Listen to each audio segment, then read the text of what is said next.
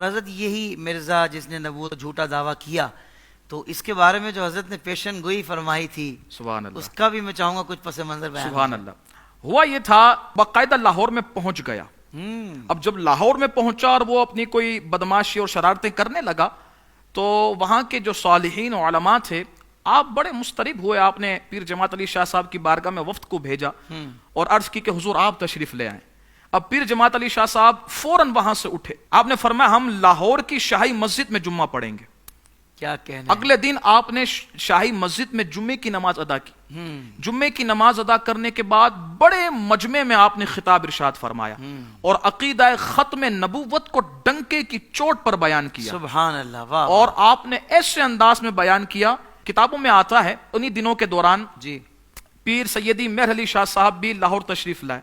ارے واہ واہ واہ. اور سیدی پیر مہر علی شاہ صاحب نے بھی بڑے ہی خوبصورت انداز میں ایک جلسے سے خطاب فرمایا. یعنی ایک مہر علی ہے، ہائے ہائے. جماعت علی ہے. سبحان اللہ. کیا کہنے. واہ واہ. اور جب آپ نے خطاب ارشاد فرمایا نا، تو آپ نے اگلے دن پیر جماعت علی شاہ صاحب کی بارگاہ میں آ کر عرض کی حضور میں تو جا رہا ہوں.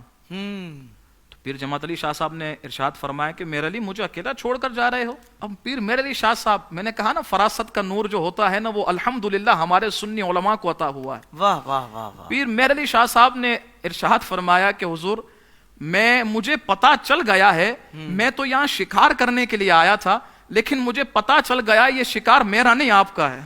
واہ واہ واہ. اب آپ نے کہا کہ حضور آپ اپنا کام جاری رکھیں، میں یہاں سے رخصت ہو جاتا ہوں.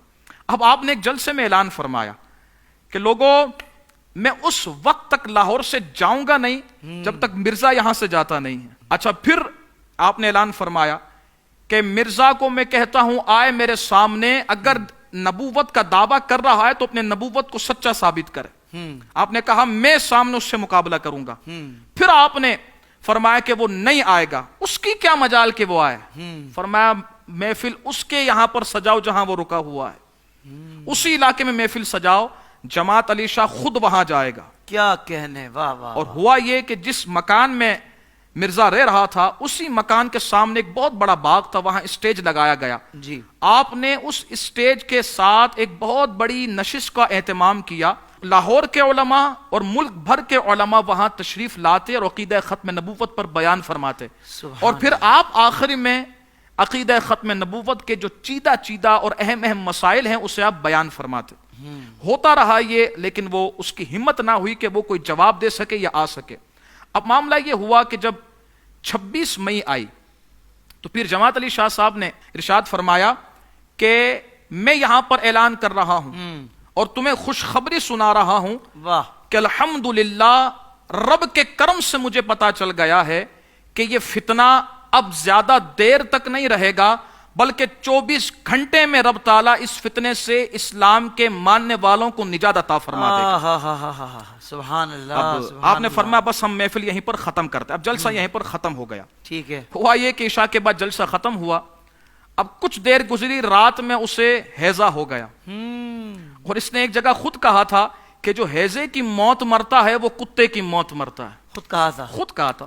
اور آسمان کا تھوکا ایسے منہ پر آتا ہے. واہ واہ واہ. اب ہوا یہ کہ جب اس نے ہیضہ اس کو ہوا اور شب نصف گزر گئی تو اس ہیضے نے بڑی شدت اختیار کی اور یہاں تک حال ہو گیا کہ اس کے منہ سے الٹی کے اندر نجاست بھی آتی تھی. اب اس کا اسی وقت مر گیا اور اپنی منزل تک پہنچ گیا. پہنچنے کے بعد جب یہ خبر پھیلی نا، تو پیر جماعت علی شاہ صاحب سے عرض کی گئی حضور آپ کی بات سچی ثابت ہوئی، وہ فتنہ مر گیا ہے اور ہمارا مسلمانوں کا جان بچ گئی ہے اس فتنے سے. پیر جماعت علی شاہ صاحب نے ایک جملہ بڑا خوبصورت ارشاد فرمایا. آپ نے فرمایا ایسا کیوں نہ ہوتا ہم نے پیشن گوئی کی تھی، اور یہ پیشن گوئی مرزا والی نہیں تھی، کیونکہ مرزا جو پیشن گوئی کرتا تھا اس کا الٹ ہوتا تھا.